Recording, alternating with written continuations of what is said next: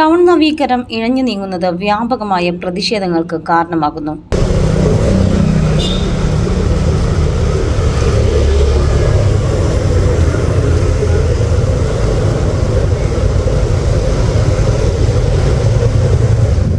സംസ്ഥാന സർക്കാരിന്റെ 5.5 കോടിയോളം രൂപ ചിലവിട്ടാണ് ചങ്ങരംകുളം ടൗൺ ബ്യൂട്ടിഫിക്കേഷൻ പദ്ധതി 1.5 വർഷം മുമ്പ് തുടക്കം കുറിച്ചത്.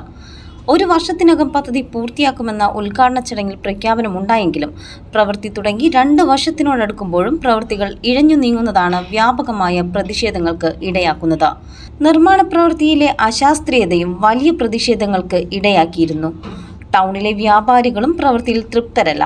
സ്ഥാപനങ്ങൾക്ക് മുന്നിൽ നടപ്പാതകൾക്കായി പൊളിച്ചിട്ട ഭാഗങ്ങൾ പൂർത്തിയാക്കാത്തതാണ് വ്യാപാരികളിൽ പ്രതിഷേധമുയർത്തുന്നത്.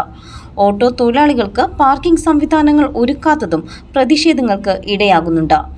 ടൗണിൽ ഡ്രൈനേജ് പ്രവൃത്തി പൂർത്തിയാക്കിയ ഭാഗങ്ങളിൽ കോൺക്രീറ്റ് ചെയ്യുകയോ ടാർ ചെയ്യുകയോ ചെയ്യാത്തതും ടൗണിൽ രൂപം കൊണ്ട കുഴികൾ അടയ്ക്കാത്തതും പ്രതിഷേധങ്ങൾക്ക് ഇടയാക്കുന്നുണ്ട്. തിരഞ്ഞെടുപ്പിന് മുമ്പെങ്കിലും ടൗൺ നവീകരണ പ്രവൃത്തികൾ പൂർത്തിയാക്കി വ്യാപാരികളും യാത്രക്കാരും അനുഭവിക്കുന്ന ദുരിതങ്ങൾക്ക് പരിഹാരം കാണണമെന്നതാണ് നാട്ടുകാരുടെ ആവശ്യം. CNTV ചങ്ങരംകുളം.